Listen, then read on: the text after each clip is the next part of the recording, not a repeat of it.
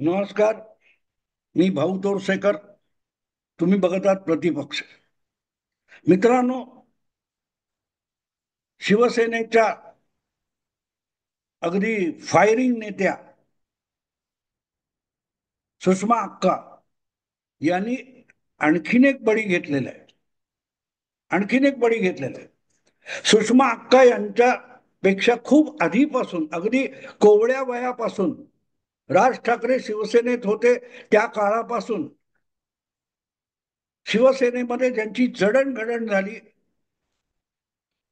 अशा उबाठा शिवसेनेच्या प्रवक्त्या संजना घाडी आणि त्यांचे मिस्टर संजय घाडी यांनी काल परवा उद्धव ठाकरे यांनी हाती बांधलेलं शिवबंधन सोडलं आणि एकनाथ शिंदे यांची जी आज अधिकृत मान्यता प्राप्त शिवसेना आहे त्यामध्ये प्रवेश केलेला आहे. हे अपेक्षितच होतं. हे अपेक्षित होतं. कारण सुषमा अक्का आल्यापासून अनेक चांगल्या धडाडीच्या महिला एक एक करत उद्धव ठाकरे यांची साथ सोडून एकनाथ शिंदेकडे गेलेले. आणि त्याचं कारण सरळ आहे. कारण सरळ आहे आणि महत्व काय ते लक्षात घ्या. कारण नंतर सांगतो, महत्व आधी आहे. महत्व असं आहे की ज्या वेळेला एकनाथ शिंदे किंवा एकाहून एक असे शिवसेनेचे ग्रामीण पातळीपासून, जिल्हा पातळीपासून शहरापर्यंतचे आमदार हे उद्धव ठाकरे यांची साथ सोडून 20 जून 2022 एकनाथ शिंदेच्या सोबत निघून गेले, अशा वेळेला उद्धव ठाकरे यांच्या सोबत राहिलेले जे शिवसेनेचे कार्यकर्ते पदाधिकारी होते त्याच्यात बहुसंख्य अशा बघायला गेलात तर त्या महिला होत्या. मग त्या नगरसेविका असतील, महिला आघाडी प्रमुख असतील, भरपूर मोठ्या संख्येने.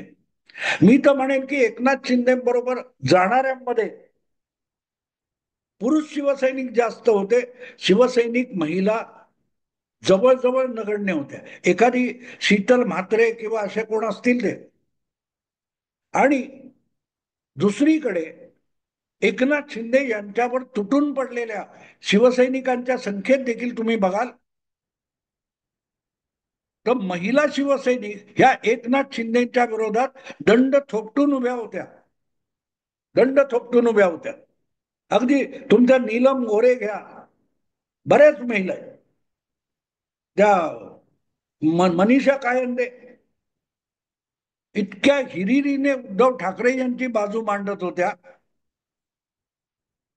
पण एक एक एक करत या महिला, ज्यांना शिवसेनेच्या रणरागिणी वगैरे म्हटलं जातं, त्या एक एक करत एकनाथ शिंदेकडे निघून गेल्या आणि उद्धव ठाकरेंचं साथ सोडून गेल्या.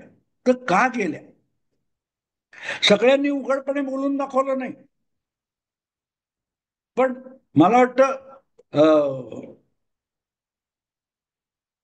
नीलम गोरे यांनी तसा आडपडदा न ठेवता काही गोष्टी सांगून टाकल्या की सुषमा अंधारे या एकनाथ शिंदे वेगळे झाल्यानंतर शिवसेनेत आल्या आणि सुषमा अंधारे यांची मातोश्रीवर ज्या पद्धतीची ओढबस सुरू झाली त्यानंतर बहुतांशी दीर्घकाळ शिवसेनेमध्ये वावरलेल्या आणि शिवसेनेसाठी लढलेल्या ज्या महिला होत्या या विचलित व्हायला लागल्या.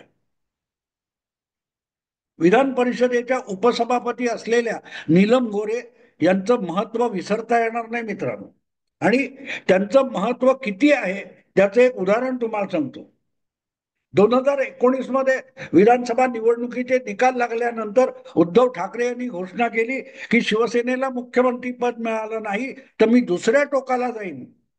आणि त्यानंतर युतीतून बाहेर पडण्याचा जो निर्णय उद्धव ठाकरेंनी घेतला आणि महाविकास आघाडी बनवली आणि खुद्द उद्धव ठाकरेच मुख्यमंत्री झाले, त्यामध्ये एक अडचण अशी होती की उद्धव ठाकरे हे आमदार नव्हते. त्यामुळे मुख्यमंत्री पदाची शपथ घेतल्यानंतर 6 महिन्यात त्यांना आमदार होणं आवश्यक होतं. दुर्दैव असं की त्याचं सगळं प्लॅनिंग झालेलं होतं, पण ते प्लॅनिंग अंमलात आणण्याच्या आधी लॉकडाऊन सुरू झाला आणि निवडणूक आयोगाने अनिश्चित काळासाठी देशातल्या सगळ्या निवडणुका स्थगित करून टाकल्या. आणि त्यामुळे मे महिना 2021च्या 2020च्या मला वाटते मे महिन्यापर्यंत उद्धव ठाकरेंना आमदार कसं करायचं ही समस्या तयार झाली. विधान परिषदेचा रिक्त असलेली एक जागा उद्धव ठाकरेंना देऊन त्यांना राज्यपाल नियुक्त आमदार करण्याचाही प्रयत्न झाला, पण जो मुख्यमंत्री आहे त्याने स्वतःच नाव शिफारस करणं अयोग्य असल्यामुळे राज्यपालांनी त्याला नकार दिला आणि त्यानंतर तारांबळ झाली होती. अखेर तडजोड झाली. मतदान होणार नसेल तर निवडणुका जाहीर करू आणि सगळ्या पक्षांनी समझोत्याने मतदानाशिवाय सगळेच्या सगळे काय ते 9 आमदार निवडून आणायचे होते ते अविरोध निवडून आणावेत अशी तडजोड झाली. आणि त्यात शिवसेनेच्या वाट्याला 2 विधान परिषदेच्या जागा आल्या होत्या. त्यापैकी एक होती उद्धव ठाकरेंची, कारण त्यांना मुख्यमंत्री म्हणून टिकवणं आवश्यक होतं. पण आपण मुख्यमंत्री म्हणून जी निवडणूक होते आणि अविरोध होते त्यामध्ये शिवसेनेची दुसरी जागा ही नीलम गोरेंना उद्धव ठाकरेंनी दिली होती. आणि तुम्हाला आठवत असेल तर एक गोष्ट सांगतो की त्यावेळेला काँग्रेसलाही 2 जागा लढवायच्या होत्या, पण मतदान घेतलं तर निवडणूक होणं अवघड आहे. म्हणूनच जितक्या जागा तितके अर्ज शिवसेनेने म्हणजे उद्धव ठाकरेंनी काँग्रेसला दम दिला होता की तुम्ही दुसरा उमेदवार उभा केलात तर मग मीच अर्ज भरणार नाही, मी अर्ज मागे घेईन, थोडक्यात सरकार गडगडून टाकेल. पण त्याच उद्धव ठाकरेंनी आपल्याला दुसरी जागा मिळते ती काँग्रेसला देऊ केली नाही, ती नीलम गोरेंना दिली होती. तेव्हा नीलम गोरे ह्या शिवसेनेमध्ये किंवा उद्धव बाळासाहेब ठाकरे यांच्या किती निकटवर्ती होत्या याचा हा सगळ्यात मोठा पुरावा आहे. पण पुढे अडीच वर्षांनी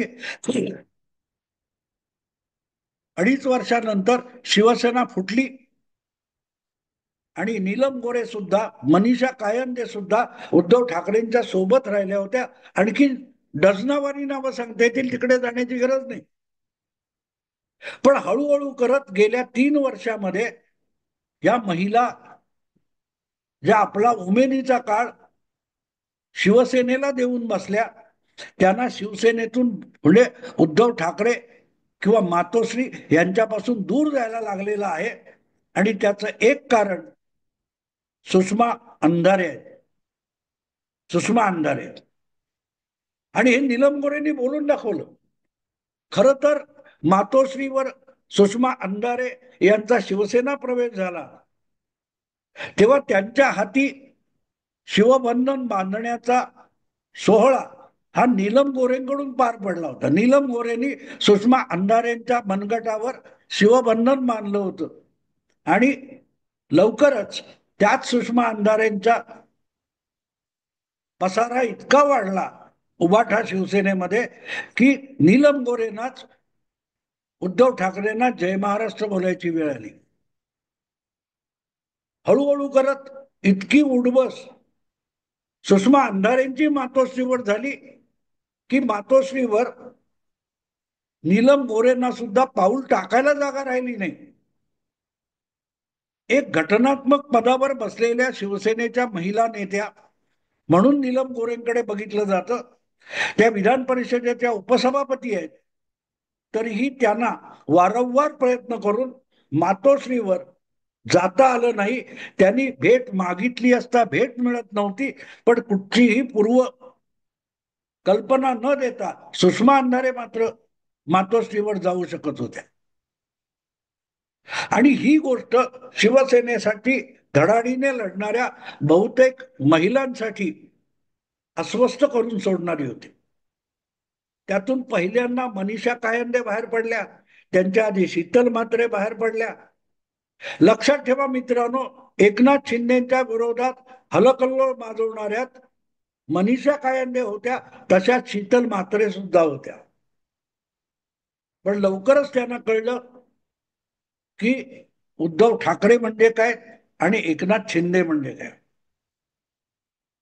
जो नेता विश्वासाने आपल्याला सोबत घेतो, जबाबदाऱ्या देतो आणि वेळ प्रसंगी बळ देतो, तो आपला नेता असतो. हे हळूहळू करत लक्षात आलं आणि शीतल म्हात्रे आधीच उभाठा शिवसेना सोडून, जेव्हा त्याला उभाठा हे नाव पण नव्हतं, नाव ठरायचं होतं, बाहेर झाले. संजना घाडी हे त्यातलं नवं नाव आहे. अर्थात त्यांनी इतकं स्पष्टपणे दोषारोप केलेले नाही, पण एक गोष्ट कळते की ज्या प्रकारे काल परवा शिवसेना उभाठाचे नवे प्रवक्ते जाहीर करण्यात आले, ते प्रवक्ते जाहीर केल्यानंतर संजना घाडी यांचा काटा काढण्यात आला हे लक्षात येतं. कारण उभाटा शिवसेना झाल्यापासून, शिवसेनेत दुफडी माजल्यापासून संजना घाडी ह्या आपल्या परीने वेगवेगळ्या माध्यमातून, वेगवेगळ्या वाहिन्यांवर जाऊन उभाठा शिवसेनेची बाजू हिरिरीने मांडत होत्या. किंबहुना मुद्देसूद आणि अत्यंत आक्रमक भाषेमध्ये त्यांनी एकनाथ शिंदे यांच्यावर आणि भाजपवर हल्ले चढवलेले आहेत वेगवेगळ्या डिबेटमध्ये. आणि एवढं सगळं केल्यानंतर सुद्धा जर आपल्याला प्रवक्ते पदी सुद्धा ठेवलं जात नसेल, तर मग इथे राहायचं कशाला. विद्यार्थी दशेपासून प्रौढ वयापर्यंत शिवसेनेला 25-30 वर्ष दिलेली ही माणसं आहेत.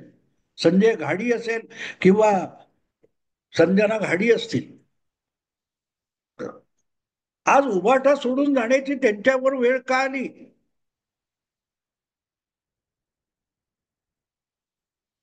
आणि कोणासाठी. ज्यांनी बाळासाहेब असोत, उद्धव ठाकरे असोत किंवा आदित्य ठाकरे असोत, यांची खिल्ली उडवली नाही, अत्यंत गलिच्छ शब्दामध्ये ठाकरे परिवाराची निंदा नालस्ती करणारे उद्धव ठाकरे यांच्या वळचणीला येतात आणि इतके मोठे होतात की आधीपासून तिथे बसलेल्या कार्यकर्त्यांना पाऊल टाकायला जागा उरत नाही. आणि इथेच सगळी गडबड झालेली आहे. इथेच सगळी गडबड झाली. ज्या वेळेला अशी माणसं तुमच्या जवळ असतात, तेव्हा तुम्हाला एकनाथ शिंदे असोत, भाजप असोत, अमित शहा असोत किंवा आणखीन कोणी तुमचा पक्ष किंवा संघटना फोडण्याची गरजच उरत नाही.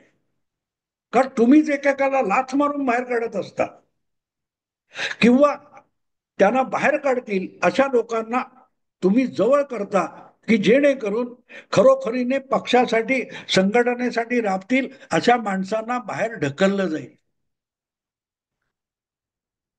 संजना घाडी हे त्यापैकी नवं नाव आहे. मध्यंतरी बरं मला वाटतं मीना मीना कांबडी वगैरे किती नावं खूप आहेत, लक्षात पण राहणार नाही तितकी नाव आहेत की जे खरोखरीने शिवसेनेसाठी दीर्घकाळ राबलेत. आज एकनाथ शिंदेकडे पण देण्यासारखं काही नाहीये. फार फार तर पुढच्या महापालिका निवडणुकीतलं तिकीट देतील. आणखीन काय देणार आहे. आणखीन काय देणार आहे. मुद्दा असा असतो मित्रांनो की एखादी संघटना उभी राहते, त्याचा कळस जगाला दिसतो. तो काय तो याचा बुर्ज खलिफा आहे दुबई मधला, जगातली सगळ्यात उंच इमारत. आणि त्या इमारतीच्या सगळ्यात उंचावर आणखीन एक मोठाच्या मोठा काहीतरी खांब आहे आणि त्यामुळे तो सगळ्यात उंच वगैरे झाला. पण तो वरचा जो खांब आहे, उंची त्याची मोजली जाते, पण तो बुर्ज खलिफा उभा करण्यासाठी त्याच्या खाली जे प्रचंड खोल खोल खोल फाउंडेशन घातलेलं आहे, पायाभरणी केलेली आहे, त्यावर बुर्ज खलिफा उभा आहे. कुठच्याही पक्ष आणि संघटना आणि संस्था याच्यामध्ये पाया म्हणून गाडले जाणारे जे दगड असतात, ते जोपर्यंत ढिले होत नाहीत तोपर्यंत वरची इमारत शाबूत असते. उद्धव ठाकरे यांच्याकडे शिवसेना आल्यानंतर त्यांनी पहिली गोष्ट जर काय केली असेल तर आपल्या पित्याने जो भरभक्कम पाया संघटनेचा घातला होता तोच खिळखिळा करायला सुरुवात केली. मनोहर जोशी असतील किंवा बरेच इतर कोण कोण असतील, सदा सरवणकर सारखा एक आमदार पदापर्यंत पोहोचलेला शाखा प्रमुख आहे. एकनाथ शिंदे शाखा प्रमुख, हे अगदी शिवसैनिक, शाखा प्रमुख, उपशाखा प्रमुख करत करत करत आमदार वगैरे होण्यापर्यंत आलेले लोक आहेत. त्यांची उद्धव ठाकरेंना किंमत वाटत नाही. काल परवा कुठून काँग्रेसमधून किंवा बामसेप मधून आलेले लोक आहेत, ते फरडी भाषणं करू शकतात आणि चॅनेल आणि कॅमेऱ्यावर गाजवू शकतात. त्यांना उद्धव ठाकरे जवळ घेतात.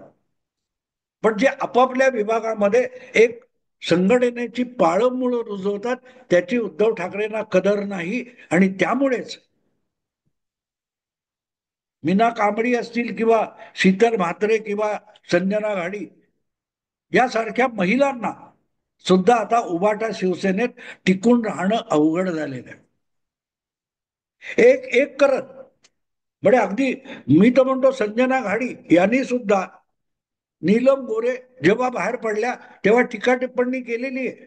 शीतल म्हात्रेवर ताशेरे झाडलेले असतील, पण हळूहळू त्यांच्या लक्षात येतं की आपणही त्याच रांगेत होतो, त्याच रांगेत होतो.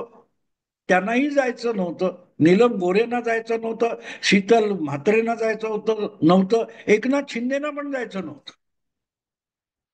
पण तुम्ही थांबलाय का, निघत का नाही, हे वाक्य सोडून बाकी सगळं बोललं जात असेल तर त्यांना एक वेळ येते की बाहेर पडावं लागतं, बाहेर पडावं लागतं.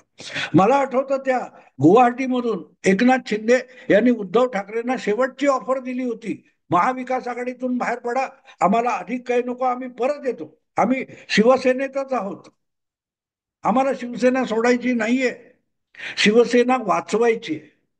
हे एकनाथ शिंदेनी गुवाहाटीहून सांगितलं होतं.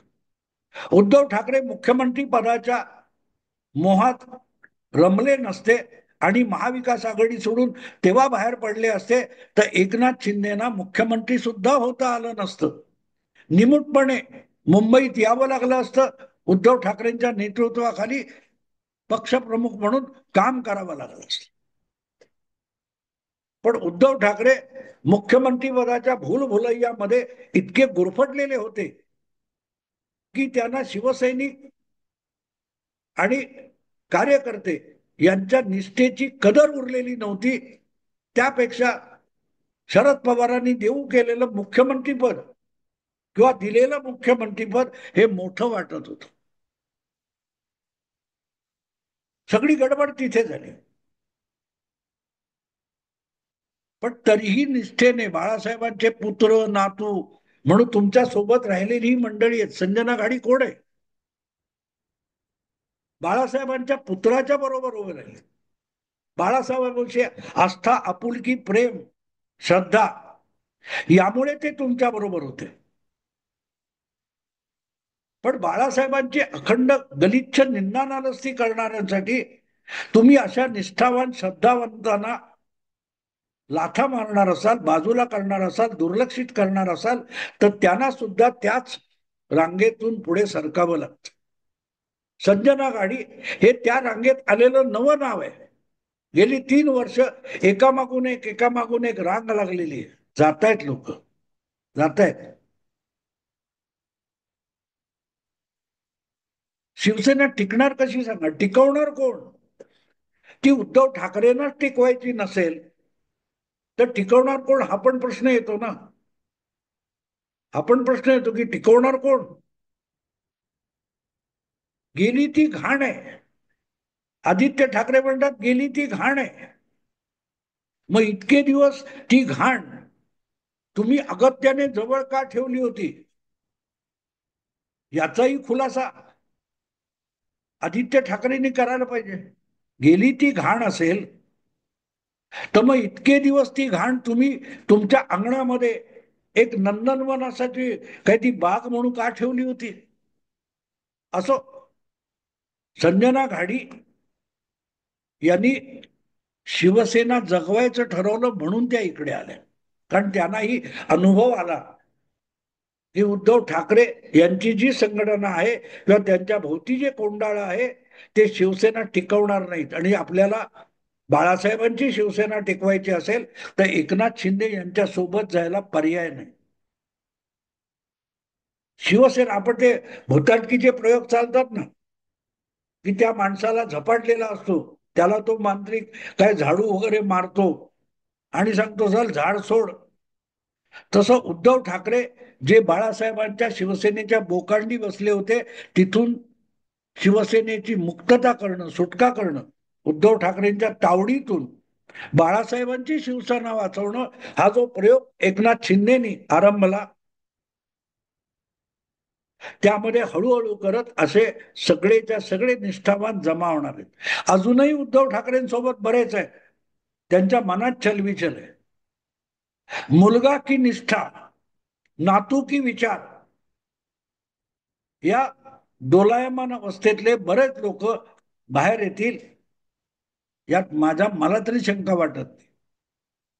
पण सुषमा अक्कांनी आणखीन एक दणका उद्धव ठाकरेंना दिला, एवढंच संजना घाडी यांच्या पक्षप्रवेशाचा अर्थ लागू शकतो. मित्रांनो, आता इथेच थांबतो. आवडलं लाईक करा, शेअर करा आणि प्रतिपक्षाला सबस्क्राईब करा.